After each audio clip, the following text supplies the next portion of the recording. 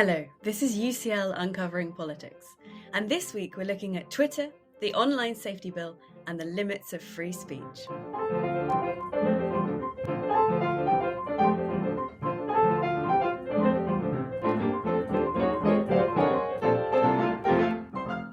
Hello, my name is Emily McTurnan, and welcome to UCL Uncovering Politics, the podcast of the School of Public Policy and Department of Political Science at University College London. Two current news stories raise important questions about online speech and how it should be regulated. First, Twitter has been taken over by Elon Musk, who has slashed staff numbers, allowed previously barred users, not least Donald Trump, to return, and pledged a new era of free speech and less regulation. Some claim that as a result, Twitter has seen a deluge of disinformation and hate speech. In the UK, meanwhile, the online safety bill is making its way through Parliament. This was originally intended in part to protect democracy against disinformation, but these provisions have now largely been stripped out, weakening the protections it will provide. What should we think about these developments? Is it a good thing that Twitter is promoting free speech, or would more content regulation be better? How much of a problem is disinformation for society and democracy? Might there be a moral duty for social media platforms or for the state to tackle disinformation and otherwise harmful speech? There is no better person to explore such questions with than Dr. Geoffrey Howard, Associate Professor in Political Theory here in the UCL Department of Political Science. Jeff is an expert in free speech and on the ethics of online speech.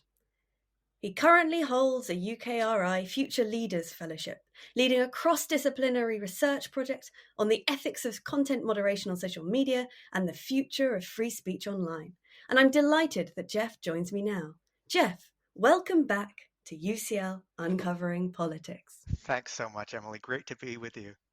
Let's start by digging a little bit further into two real-world developments that have prompted our discussion today, focusing on Twitter first. Listeners will be familiar, of course, with the general story of Elon Musk's takeover.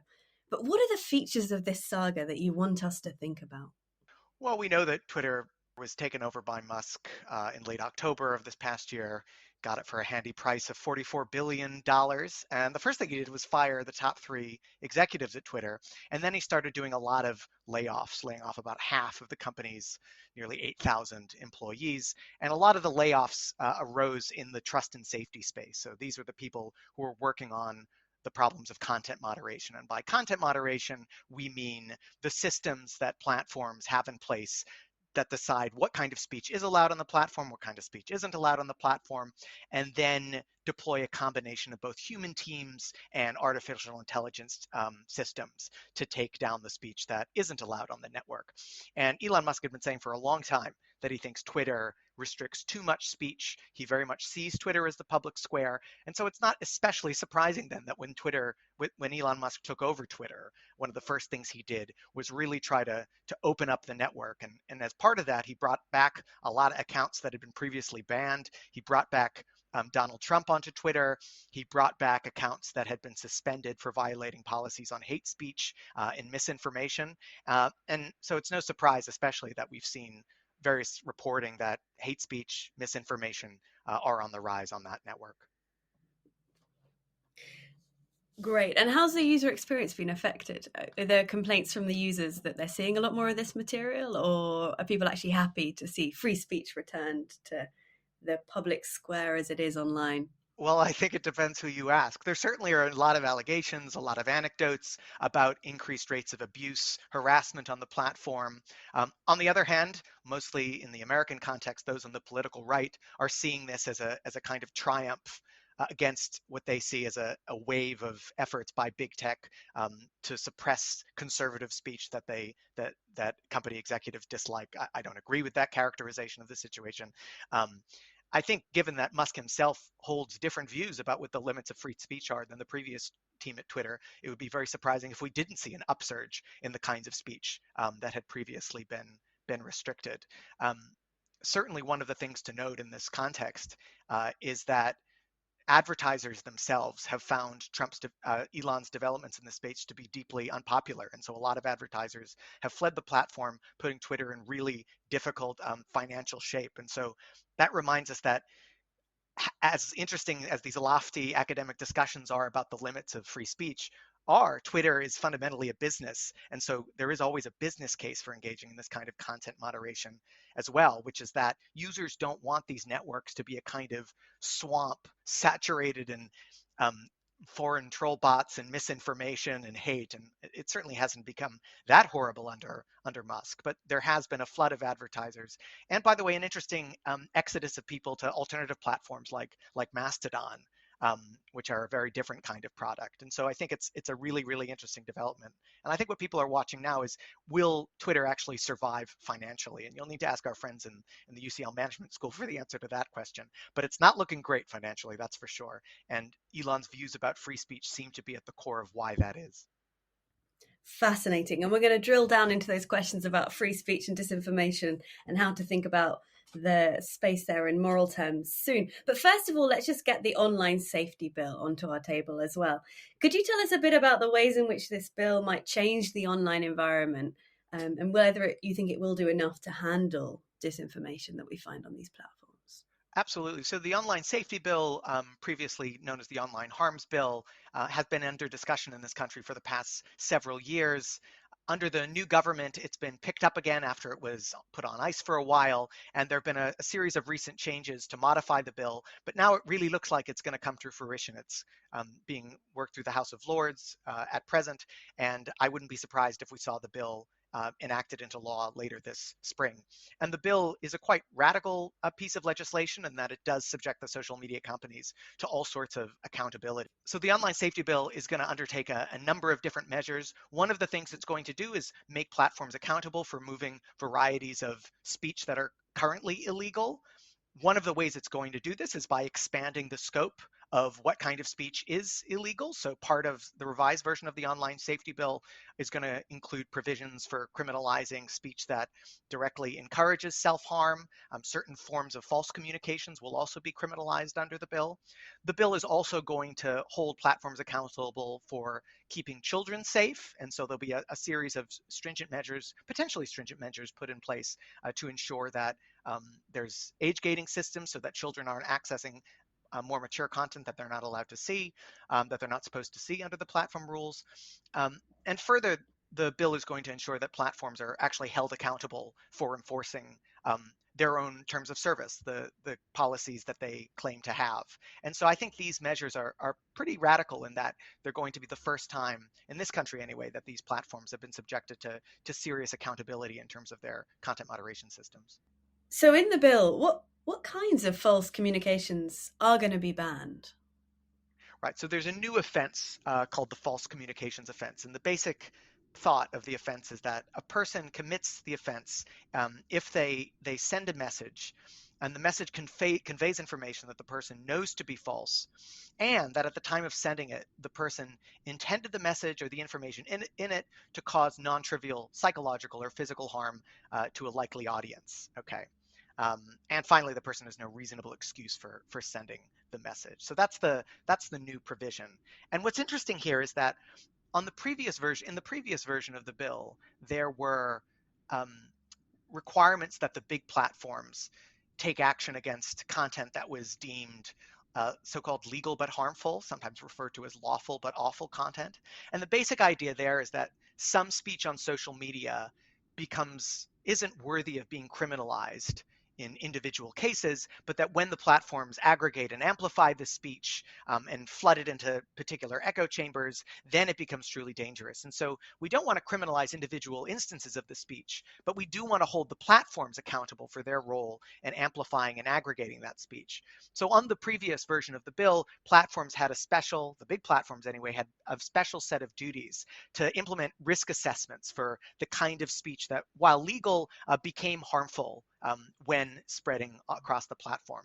And one of the new developments in response to free speech concerns by the current conservative government under Rishi Sunak has been to eliminate that provision of the bill. So there are no longer these risk assessments that are required for speech that is legal but harmful. One way Could you to kind of mitigate, yeah. Right, Jeff. Could you give us an example of this lawful but awful speech? What kind of thing do people have in mind? Was it COVID denial? Was it? So COVID denial absolutely falls into that bucket. Outside the misinformation context, you might think about speech that glorifies or promotes self-harm. So you might think of speech that casts anorexia or bulimia in a positive light. And so without these provisions, the platforms just aren't going to be held accountable for this kind of speech, except for the way in which except if the speech is already banned by the platform, then it's going to be held to its promises. But of course, the platform could just change its mind overnight and decide, as we've seen at Twitter, to roll back how stringent some of these categories are.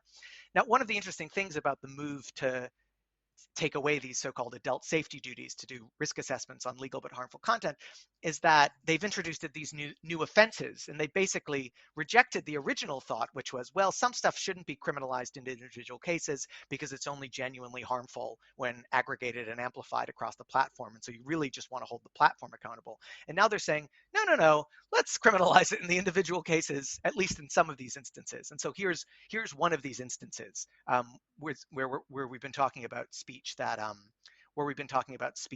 conveys false information with some intent to cause non-trivial psychological or physical harm. There are new fences regarding explicitly encouraging self-harm that also fall into this general category. And one of the things to say about this is, I don't think it's a manifestly crazy offense. I don't think it's fundamentally unjust to have a new offense like this on the statute books, but it is instructive that it doesn't go after the kind of systemic harms that the bill tried to deal with at the outset. Interesting. That's an interesting set of developments. Thank you, Jeff, for that description. I wonder if we can get a bit deeper into these developments by thinking about some of the political philosophy and ethics behind it, which, of course, it's still wonderful to have you here as our expert for that. I wonder if you could start by helping us clarify these definitions a little bit. So we've talked a little bit about disinformation and misinformation. Could you tell us about the difference between those two?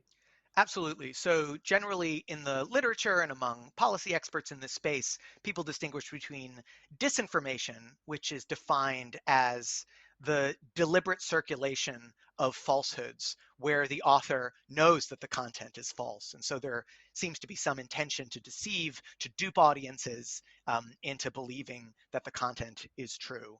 Um, from misinformation where the author isn't necessarily aware that the content is false. So someone who innocently or someone who honestly circulates a falsehood about COVID vaccines not working, believing that it is true, that's an example of misinformation. But a nefarious actor who peddles the exact same content with either the aim of deceiving the audience or at least confusing the audience, perhaps even with the aim of bringing harm upon the audience, that would be considered a case of disinformation.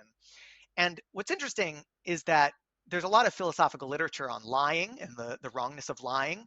And depending how you exactly cash out the definition of disinformation, it just looks like a form of lying. And a lot of people think that lying is at least prima facie unprotected under a free speech principle. You might think that what we value about free communication is people honestly sharing what they think to one another, and that lying is somehow incompatible with that purpose. Shauna Schifrin has convincingly, to my mind, defended that claim in her work. Where it gets really tricky, though, in the free speech debate is misinformation, because we're talking about empirical falsehoods that are circulated by people who think that they're genuinely true. Interesting. So you're saying that, in fact, this distinction between misinformation and disinformation is incredibly important because only disinformation falls outside the realm of potentially protected free speech. So if it's deliberately wrong, then free speech shouldn't protect it at all. That So seems it's slightly controversial to me. I mean, you might say, shouldn't we be protecting the person who deliberately plays devil's advocate, who wants to be in the debate and just open it up to other spaces that they don't really believe in these views, but they think it's really important these views get on the table? Do we really want to say that's not protected under free speech? So I think you have a really good point, which is that it would be completely implausible to say that communicating falsehoods as such lacks free speech value. And the real insight here, I think, and this cuts across disinformation and misinformation, is that the history of scientific inquiry, public conversation of all kinds is a history of people constantly making mistakes about what is true and what is false. And so we all have a fundamental interest in being part of an ongoing cooperative inquiry, social conversation, depending, lots of ways to describe it, in which we are working together to decide what is true and what is false. So to say that at the outset we're going to presuppose that we've figured it all out and we're going to make a list of all the true stuff and a list of all the bad stuff and say we're going to ban the list of all the false stuff, that's not going to be compatible with this vision of free speech as an ongoing cooperative inquiry. So if there is a duty to refrain from communicating these kinds of falsehoods, I think it's going to be a very specific duty that refers to only a subset of these falsehoods. So in my work, I think about what I call dangerous misinformation. And here I'm thinking about clear empirical falsehoods whose communication poses a serious and foreseeable risk of causing harm. Okay. And by talking about clear empirical falsehoods, I'm trying to narrow our understanding to the subset of falsehoods where we have a really, really high confidence that the content is false. And further, we have a really, really high confidence that the content, in virtue of its falsehood, creates a real danger to others, either inspiring people to harm themselves or inspiring people to harm others. And so I'm happy to give some examples in that space. So if you Please, look yeah. at um, horrific episodes of ethnic cleansing and civil conflict in recent years. There's been a lot of talk about incitement and hate speech in that space. But often, the most pernicious language comes in the form of misinformation, falsehoods about the groups in question. So if you think about the conflict in Myanmar, claims that the Rohingya themselves perpetrated heinous crimes that, of course, they didn't perpetrate, were absolutely central to the propaganda mobilizing violence against them. And I view this as a kind of misinformation or disinformation that we might call threat fabrication, where a threat that doesn't actually exist is concocted up, either malevolently, and we have reason to believe in that case that members of the Myanmar military were genuinely engaging in disinformation, or by those who negligently pass it on. So and in that case, it's misinformation, people who are gullibly duped into thinking it's true, but it's really not. But of course, it doesn't need to be a matter of threat fabrication. There are also cases in which this misinformation takes the form of what I call threat denial. So if you think of cases where they say, well, climate change isn't really happening, or if it is happening, there's nothing we can do about it, or it's happening, but it's not so bad. These are all versions of the thought that climate change doesn't actually constitute a serious threat that is capable of being averted. And I think threat fabrication and threat denial are two of the most important forms of misinformation. Now, I think clearly we have a duty to refrain from actively lying about those kinds of threats. I think that's pretty easy to justify. But I think even in the case of misinformation, where we think that it's genuinely true, we have a moral responsibility not to take action against, not to communicate it. Now, that's not going to persuade us, right? Because we think it's true, but it is relevant to what the platforms are thinking about in terms of what kind of speech it's acceptable for them to stop. Great. And what about the anti-vaccination people? So people who say, don't take your COVID jab, it has all of these serious health risks and COVID's not so serious anyway. Does that count as the kind of threat denial that you're interested in, or is that not quite fitting? And if not, why not? Well, I guess it depends on I think different kinds of vaccine denial might fall into either bucket. So the view that says that these vaccines are enormously dangerous, that they pose a fundamental risk to you and your children, that would be a kind of threat fabrication. And it's tricky, right? Because you could imagine um, someday it coming along that there was a vaccine that was genuinely dangerous, right? Now you would hope that these dangers would have been caught in testing, but there will potentially be hard cases. Now, I think in COVID, it wasn't an especially hard case at all. There was a huge amount of confidence among the relevant experts that these vaccines didn't pose a danger, and so therefore, I think the platforms certainly are obligated to act against that kind of misinformation. But of course, judgments are fallible, and you could imagine them making mistakes in the future based on different kinds of cases. But I don't think that would be one of those cases. Great. That's very interesting, Jeff. Thank you very much for that. I mean, I do wonder slightly whether you're underestimating the strength of that skeptical challenge you offered us earlier, where you noted, of course, the scientific facts may not turn out to be correct. So even things we think we have very clear evidence of, sometimes it turns out our scientists were wrong about that. Yeah, that's right. And I think this helps You can explain. imagine the BSE crisis kind of playing out now, right? So back then there were all these MPs and scientists confidently saying, no, it's absolutely fine to eat British beef. And you might imagine a social media platform removing any suggestions to the contrary, and then the facts on the ground change. So I wonder if we have to just hope that this skeptical challenge doesn't go that deep, that we can rely on what seem like clear evidence to distinguish amongst misinformation and appropriate counter views? Are you optimistic that we can do this? So one thing to keep in mind is that it's of course always possible to make mistakes in this context, but I think we're used to thinking about free speech concerns in the context of the criminal law and where is it permissible for the state to criminalize speech. And I do think that there is something lower stakes about thinking about free speech concerns in the content moderation space. It's not zero stakes, but it's lower stakes because we're not talking about incarcerating people for holding the wrong views about vaccines. We're talking about trying to protect other people from the dangers that, based on our current evidence, we are justified in believing that speech poses to others. Now, of course, we might make mistakes and we might have to apologize later if it turns out we've made those mistakes. Um, and of course, it's important to try not to make mistakes. And that's why we have to have a really, really high level of confidence before we act against the speech in question.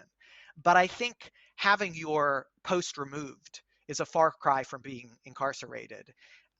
Having fewer people see your speech than otherwise would, or having to communicate it to them through other offline venues, is a cost that is imposed on you, to be sure, but it's not nearly as great a cost as in these other contexts. So I think the kind of cost benefit analysis we do need to do to justify speech restrictions just takes on a different form in this kind of context.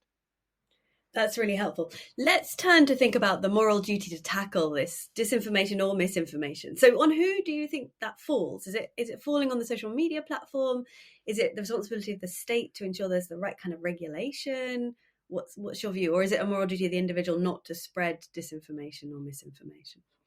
So I think that the individual does have a moral duty not to spread this kind of, and let's just say misinformation now is the kind of master category that includes both knowing circulation, so disinformation, but also other forms of other cases in which the speaker believes that the falsehood she's communicating is in fact true. So I think that across these cases of dangerous misinformation, speakers do have a moral duty to refrain from communicating that speech. But I also think that these kinds of digital intermediaries, like the big platforms, also have a responsibility to limit that speech. And I think think that that responsibility is grounded in a few underlying duties. And the first, most obvious duty is that these platforms are just in the right place at the right time with the right capacity to protect people from the danger that this kind of speech poses. So if you go back to the case of lies about the Rohingya that spread during the campaign of ethnic cleansing against them in Myanmar, Facebook allegedly did very little to stop the spread of that misinformation. And you might ask, well, why was that wrong? And I think one obvious reason why it was wrong is that they could have done it, and they had the systems that they could have put in place to do that. And it would have been easy for them to try to help rescue the Rohingya from the dangers that that speech led. And they chose not to. And so there's just a fundamental rescue or defense duty that all of us have as agents, whether we're individual agents or corporations like companies. Um, and I think that is a duty that speaks in favor of some level of minimal, at least, content moderation to try to get the worst of the worst speech off the platform that poses a danger to others. But I think above and beyond that duty, there are some other responsibilities too. So this kind of rescue duty gives you an obligation to kind of look out for obviously wrongful speech on your platform, do something about it. When you're made aware of it, it doesn't necessarily ground an obligation to actively police your platform for the duty. And so I think you're going to need something more, a more stringent duty to explain that more demanding responsibility. And here, the way I think of it is as a duty not to be complicit in the wrongful speech of the actual people doing the misinforming or the disinforming. So my thought is that platforms have a responsibility to reduce the likelihood that their product, that their space is going to be abused for wrongful purposes, and that by providing people with a platform on which they can commit various kinds of serious wrongs, and then doing nothing to reduce the likelihood that people do use the platform for that in that abusive way, you can become actually complicit in the wrongdoing that people then use your platform to cause. And that's why I think people who accuse Facebook of some kind of complicity with the crimes committed against the Rohingya have a deep philosophical point here. It isn't just that they failed to rescue them, it was that they were connected to the wrongdoing in a certain way by providing the space in which it occurs. And what do we do if these social media companies don't willingly take up their responsibilities, both of rescue and of avoiding complicity in these sorts of harms? Yeah, so I think these are pretty fundamental responsibilities. I mean, in the case of platforming the speech, sometimes the platforms don't just provide a space for it. Sometimes their algorithms actively amplify the speech, and that seems to be what's happening in a lot of conflict situations where really toxic speech gets amplified for the psychological reason that it's more engaging, and therefore the algorithms, the purpose of which are to increase the amount of time people spend on the platform so that there are more eyeballs, so that there are more advertising revenue, means that more people see this speech. Now, platforms are, of course, starting to recognize that and are doing work to limit that kind of speech. Even at the borderline, if speech doesn't actually constitute a genuine violation, they're still trying to ramp it down. Um, I think that it's fully appropriate to hold platforms accountable in some way for this kind of speech. I think that dangers of giving the state powers it might abuse militate against advocating for these kinds of policies in contexts where states are manifestly untrustworthy. So I wouldn't argue that the Russian government should have more power to crack down on social media platforms, but I do think within stable democracies, it's completely plausible to argue that states have some responsibility for overseeing the content moderation process. And that's why I think the kinds of legislation like the online safety bill, or even though I quibble about plenty of the details, are broadly defensible in trying to subject these platforms to some kind of regulatory oversight. Not a tight um, kind of specification of you must remove exactly this kind of speech and we're going to oversee every decision you make, but a broad system that ensures that they're thinking through the harms that their content moderation systems can lead to when they're not operating effectively.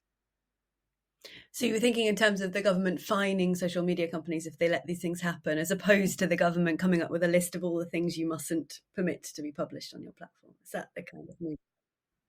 That's right. And one of my worries about the social media platforms, one of my worries about the online safety bill is it was envisaged at the start as this kind of systemic approach that required the companies to undertake these different risk assessments about the harms that their systems could lead to, agree with the regulator, in this case Ofcom, with a list of things that they were going to do in order to reduce those harms, and then they could be fined if they failed to live up to their promises about what they said they were going to do. And I think that kind of system is more future proof in the sense that the kinds of harms that arise will vary over time than a system that simply says, right, here are some existing speech categories that are already criminalized or that we are criminalizing, and your job is to take those off. Oh, and by the way, keep kids away from various kinds of speech that isn't appropriate for them. I just don't think that is exactly the right approach here. Now, interestingly, over the past few weeks, there's been discussion about amending the online safety bill to call for prison time for executives at these companies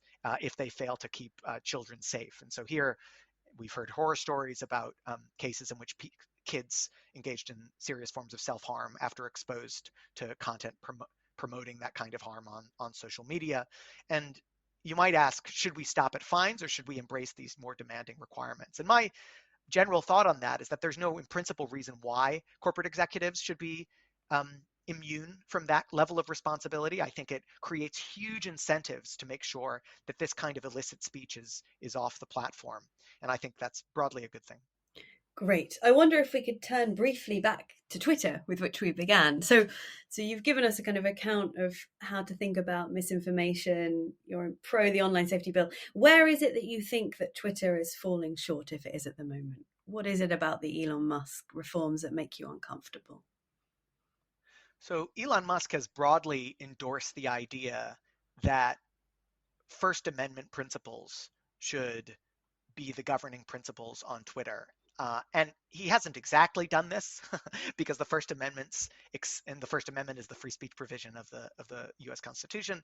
The First Amendment, as it's been interpreted by the courts over hundreds of years, has various exceptions to free speech. So if you make what's called a true threat, where you threaten to harm someone in a way that's credible or that they have reason to believe is credible, that's unprotected. If you engage in inciting violence, where the incitement is likely um, to cause imminent harm, that's unprotected. And there's other categories too. And Twitter, even its current content rules under Musk, go much further than the First Amendment in allowing for various restrictions on speech. But I think the basic insight that Musk has, which is that even when speech is seriously harmful, even when it's seriously dangerous, we might still have reasons to allow it on this space because that's what freedom of speech means. It means people being allowed to say stuff even when it's genuinely hurtful, even when it's genuinely harmful, because the standard we apply when we're restricting speech is just a way higher standard than the standard we apply when we're just restricting ordinary conduct. And that idea permeates a lot of liberal philosophy of free speech, especially in the American legal tradition. And it's that broad framework that Elon buys into that I just don't buy into. So it's just unthinkable to suggest, in the context of traditional liberal American free speech arguments, that dangerous misinformation, as I've defined it, as a whole category, falls outside the protection of free speech. Maybe there are specific instances that do, but as a category, it certainly doesn't. And so in advocating this view, I am starkly departing from the received orthodox liberal wisdom about the limits of free speech. And so my objections to Twitter content moderation policies are that they don't go far enough in tackling various forms of misinformation, in tackling various forms of hate, and that the platform does need to go back closer to the level it was before Elon Musk took over, I'm afraid. Thank you, Jeff, for that strident defense of better online content moderation on places like Twitter. We look forward to having you back on the podcast. Next week, we'll hopefully have space for a bit more optimism. We'll be looking at the role of praise in politics. Remember, to make sure that you don't miss out on that or other future episodes of UCL Uncovering Politics, all you need to do is subscribe. You can do so on Apple, Google Podcasts, or whatever podcast provider you use. And while you're there, we'd love it if you could take a moment of time to rate or review us. I'm Emily McTurnan. This episode was produced by Connor Kelly and Eleanor Kingwell Banham. Our theme music is written and performed by John Mann. This has been UCL Uncovering Politics. Thank you for listening.